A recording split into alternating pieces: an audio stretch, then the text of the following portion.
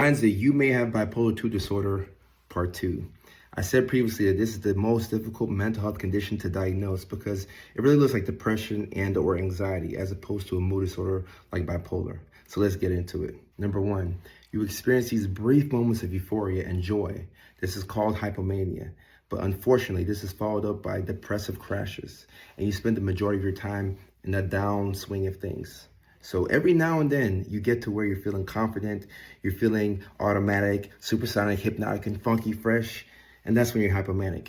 Nobody ever comes to the clinic to receive help when they're feeling hypomanic because this is when you like yourself. This is when you're getting things done. This is when you're being sociable. This is when you're being outgoing and social and you're the life of the party.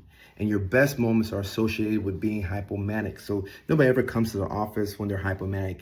They normally come when they're depressed. And then we have to do a good job of figuring out if this is bipolar depression or unipolar depression, which people refer to as depression, MDD, right? Number 2, you'll have a period of time where you go a couple of days without a lot of sleep, but instead of you feeling tired and feeling groggy, you actually feel like you didn't miss a sleep at all. You feel just as good, if not better.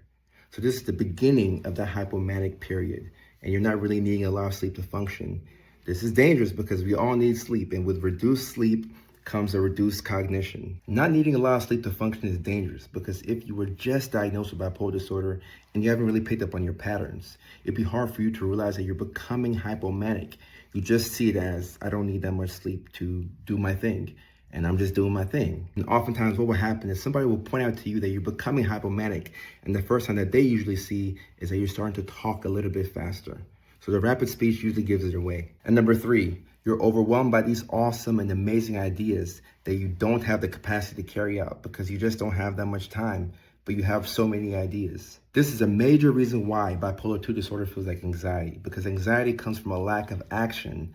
And the way that you overcome anxiety is by taking action. So when you have all of these great ideas that come up in your head because you're hypomanic and you aren't able to execute on these ideas, you're going to get frustrated and you're going to get restless and you're going to get anxious because you know that this idea is going to change your life and this idea is the one. And it makes sense to you. And when you're running by a couple of friends, they're like, oh, this is a great idea.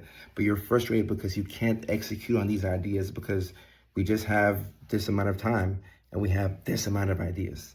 There's just no practical way that we can get all of these things done in a short amount of time. So these are a few more examples of what bipolar 2 disorder could look like. If you're a person who's receiving the proper help and you have the right support, you can actually capitalize on the symptoms of hypomania while making sure that you have a good safety plan for when you're depressed. If you want a part 3, let me know. I'll drop it. Just say it in the comments and I'll come back with a part 3. What's up, y'all? This is Dr. Kojo here. My new course, Understanding Autism 101 with Dr. Kojo, is out now.